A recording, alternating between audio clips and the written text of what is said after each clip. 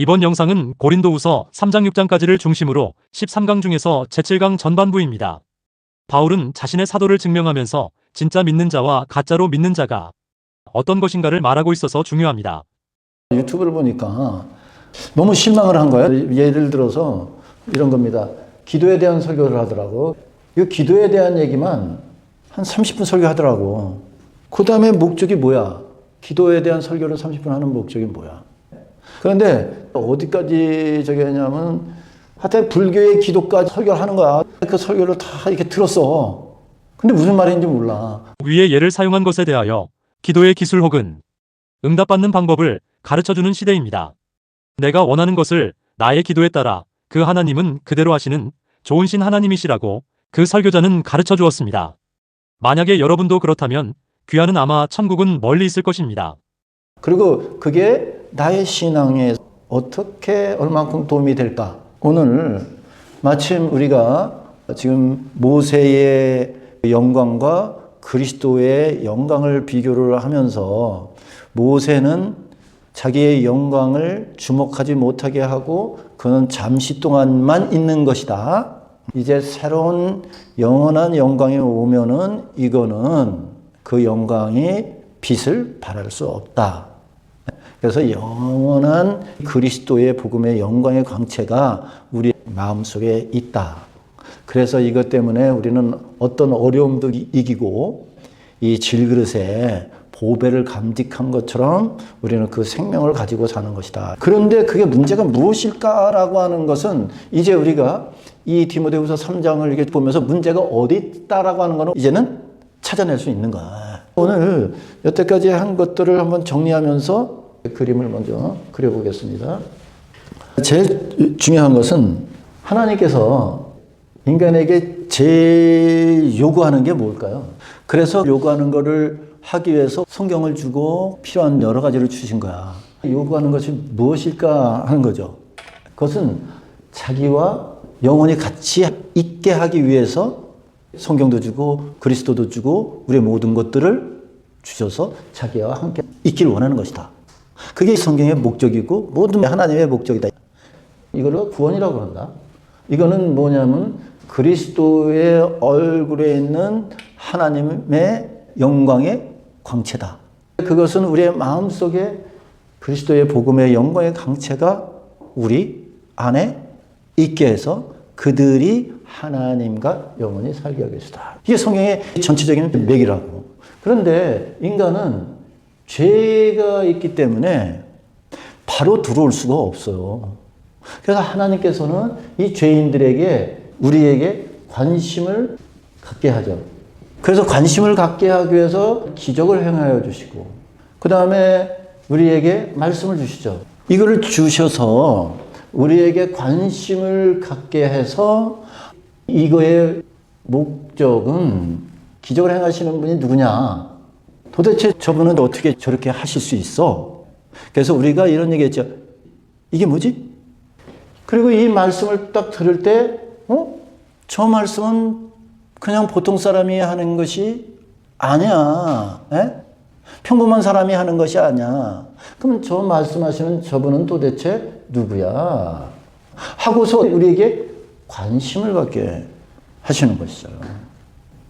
이 관심을 갖게 해서 그분이 바로 우리를 구속하는 하나님의 아들이구나 라고 하는 거죠. 다시 이제 이거를 정리를 합니다. 이거를 정리할 때 요한복음 3장을 우리는 예화를 들었어요. 니고데모는 예수님께서 그렇게 기적을 행하시는 걸 보고 이거는 하나님이 함께하지 않으시면 이렇게 할 수 없습니다. 그러면 당신은 도대체 누구십니까? 라고 예수님에게 찾아오죠. 바로 관심을 갖게 하신다 이거예요. 관심을 갖지 않는다면은 인간은 하나님 앞에 갈 수가 없어요. 모든 성경에 하나님의 말씀과 기적은 바로 인간이 할 수 없는 것들을 인간으로 하여금 이게 뭐지? 하면서 관심을 가지면서 하나님이 누구시냐라고 하는 것을 갖게끔 만드는 하나님의 은혜예요. 이 은혜는 누구한테 다 줬지만 어느 사람은 그분이 누구시지 하면서 니고데모처럼 찾아오지만 어느 사람은 야, 기적 너무 좋아 너무 좋아 하면서 기적만 쫓아가는 사람들이 있더라 하는 얘기. 그 예화를 요한복음 6장에서 우리는 이 얘기를 했습니다. 요한복음 6장에 오병이어를 만들었어요. 오병이어 만든 이유는 예수님이 누구시냐라고 하는 거를 깨닫게 하기 위해서. 그리고 예수님은 요한복음 기적을 통해서 내가 어떻게 그 기적과 연관이 되어 있는가를 설명을 하죠. 나는 그 기적과 어떻게 연관되어 있는데 그 기적은 나에 대해서 뭐라고 얘기하는데 그렇지 않은 하나님의 말씀은 하나도 없고 그렇지 않은 하나님의 기적은 하나도 없습니다. 만약에 그냥 기적만 베풀어서 우리를 배부르게 한다면은 예수님은 쓰잘데없는 일을만 하고 하시는 거죠. 요한복음 6장에 보면 그러잖아요. 만나를 먹은 자도 죽었어. 근데 그 뭐 죽을 거, 그 사실은 안 해줬으면은, 아유, 우리가 이렇게 살다가 죽는구나, 라고 그런 기대라도 안 하고 살지. 계속 해주시던가. 여러분 어떻게 생각하세요? 무슨 밥퍼 하는 겁니까? 한 끼만 줍니까? 밥퍼 하는 사람도 한 끼만은 안 주더라고. 매일 점심 주지, 저녁 주지. 예? 예수님께서 오병이어 한 번만 딱 그렇게 하셨단 말이에요. 또 칠병이어는 그 다음에 했었어. 한 번만 딱 하시고 나서 안 하면은 사람 놀리는 거야? 나는 그런 생각이 들어요. 한 번만 딱 하시면은 사람 놀리는 거지. 수지 안 주면은 그냥 풀뿌리라도 먹고 모래도 먹고 그냥 그런 기대 안 하고 아니 한 번만 딱 하시고 끝. 자선봉사도 아니고 먹는 거 도와주겠다는 것도 아니고 그때 당시에 사람들을 병을 고치는데 그 한 번만 딱 저도 지난주에 병원에 갔다 오고 피 뽑고 다음에는 나 안 아플 거라고 보장이 있습니까? 아니 나사로를 살렸으면은 죽지 않게 계속 또 살려주고 아프지 않게 계속 해줘야지. 그 한 번만 딱 살려주면은 그 무슨 맛이야? 여러분 어떻게 생각하세요? 잘 생각해 보세요. 그러면은 예수님은 그러지 않으셨어요. 그 이유는 내가 그런 기적들을 통해서 나하고 무슨 관계가 있느냐 이거를 설명해 주시기를 원했단 말이야. 오병이어의 그 기적을 하면서 사람들은 맨 처음에 예수님을 왕으로 삼으려고 했었어요. 그러면서 예수님을 두 번째로 찾으러 다녀요. 그랬더니 예수님께서 그들에게 만나서 너희들이 나를 찾는 것은 그 본 표적 때문이 아니고 먹고 배불러서 나를 찾는구나. 만약에 너희들이 이 표적을 보고서 나를 찾는다면 이런 표적은 인간이 할 수 없는 건데 어떻게 하셨을까라고 그분은 누구야? 그리고 그것은 무엇이야? 라고 관심을 가지고 나를 따를 텐데 너희들은 그런 거 하나도 없어. 예수님께서 이제 그 오병이어를 만드시고 나서 설명을 하십니다. 이런 얘기입니다. 만나를 먹은 사람도 죽었지만 이 떡을 먹은 사람도 또 죽을 것이고 그런데 영원히 죽지 않는 떡을 먹어라. 이렇게 얘기하시죠. 영원히 죽지 않는 떡을 먹어라. 그는 내 몸이다. 내 몸을 먹고 마셔라. 그랬더니 거기 보니까 사람들이 제자들까지도 이거 무슨 말이야? 어렵도다. 그 무슨 말인지 잘 모르겠습니다. 그러면서 어떻게 했습니까? 그들이 예수님을 떠나갑니다. 성경에 얘기하기를 다시 예수님과 다니지 않더라. 영원히 예수님하고 다니지 않더라고 하는 것은 그 얘기는 무엇입니까? 그 사람들은 버린 자식이라 이거야. 쉽게 얘기해서 어렵도다 떠나갔다. 어렵도다 떠나갔다. 이게 지금 예수님께서 정확하게 말씀하시는 우리를 관심을 갖게끔 하시는 것이다. 관심 속에서 예수님은 누구시오? 그 관심 속에서 예수님하고 연관되지 않은 게 하나도 없다. 오늘 요한복음 2장을 읽으면서 한번 봅시다. 제가 요한복음 2장을 옛날에는 이렇게 몰랐어요. 저는 그러니까 완전 사꾼이에요. 여러분, 예수님께서 이렇게 포도주를 만들어 주신 것은 이 포도주를 맛을 보면은 우리는 기분이 좋고 우리는 얼굴이 확 이렇게 붉어지고 예수님께서는 우리의 마음에 기쁨을 주시기 위해서 이 포도주를 만들어 주셨습니다. 이렇게 설교를 했어요. 근데 오늘요, 다시 이 두 개를 누구냐? 그것이 예수 그리스도하고 어떻게 적용되느냐? 라고 하는 것을 않고는 이 본문의 말씀은 아무 소용이 없는 거야. 오늘만 만들어주시나? 기적 하면은 죽을 때쯤에서 기적이 나타나면 안 죽을 거 아니야. 죽으려고, 이제 병원에서 죽으려고 딱 그러는데 기적이 나타나면 또 안 죽을 거 아니야. 그렇게 기적 좋아하는데 기적을 계속 하면은 안 죽는데 왜 죽냐 이가. 예수님은 계속 그렇게 기적을 우리에게 안 해주셨다고. 쉽게 얘기해서 오병이어를 만든 예수님께서 오병이어를 계속 만들어 주시면 얼마나 좋아. 그러니까 사람들은 오해해서 저분을 왕으로 살면은 우리는 계속 빵을 만들어 주실 거야. 아주 스마트한 거죠. 예? 그러나 예수님은 아니래요. 근데 아니랬는데 우리는 계속 그러는 거야.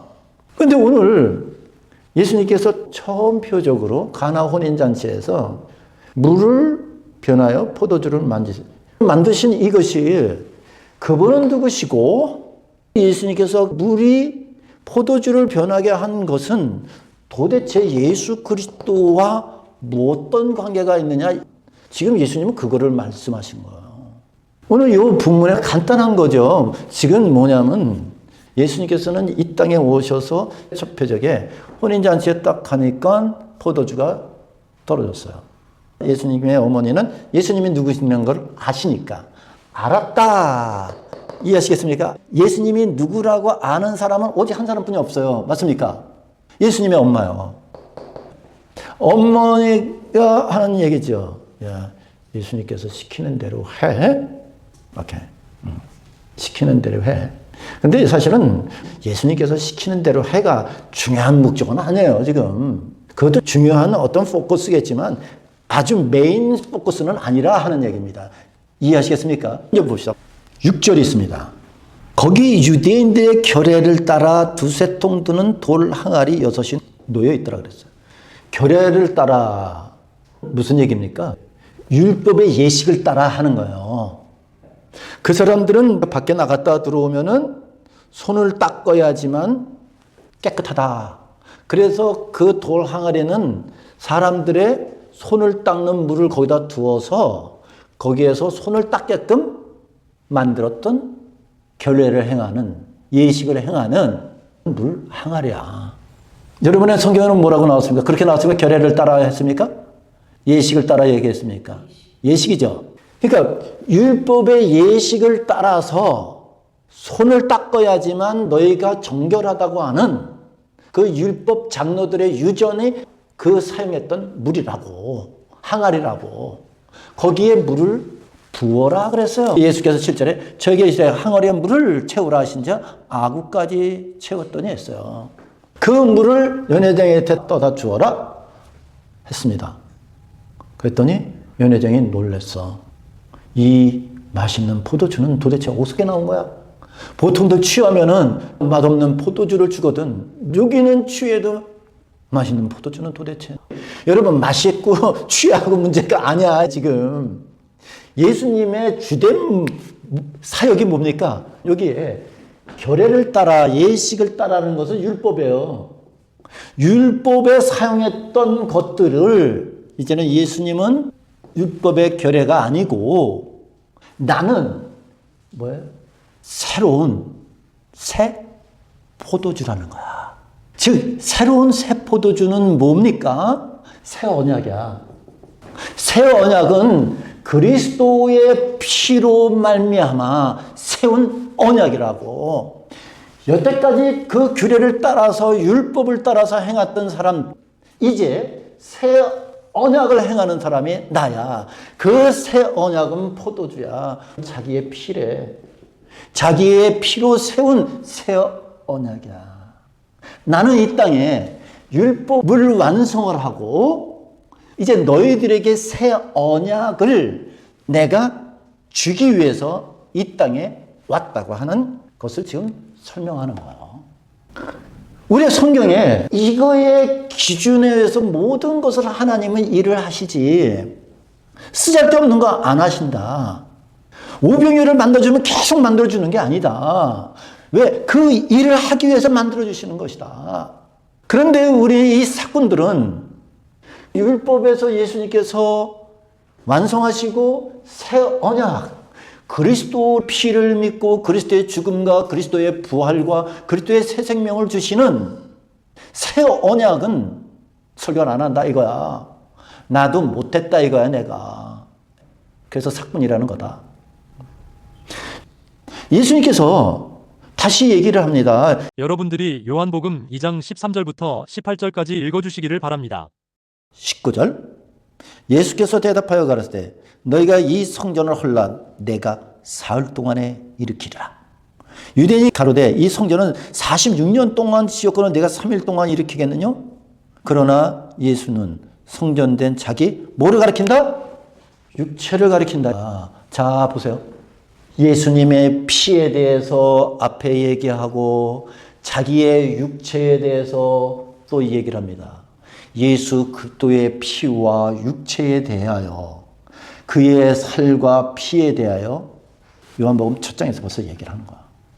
요한복음 2장에는 두 가지를 얘기합니다.